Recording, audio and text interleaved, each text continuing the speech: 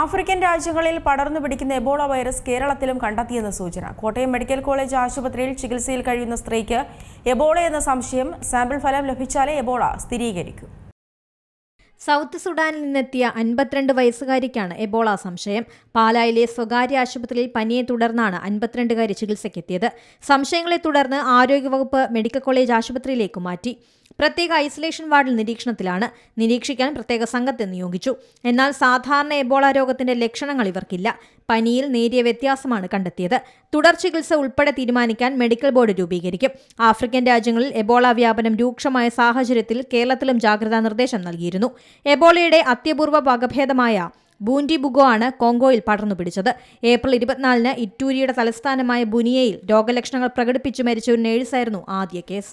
News desk C Malayalam news. ഏറ്റവും പുതിയ വാർത്തകളും വിശേഷങ്ങളും വിരൽത്തുമ്പിലറിയാൻ സി മലയാളം ന്യൂസ് എല്ലാ ഡിജിറ്റൽ പ്ലാറ്റ്ഫോമുകളിലും ലഭ്യം.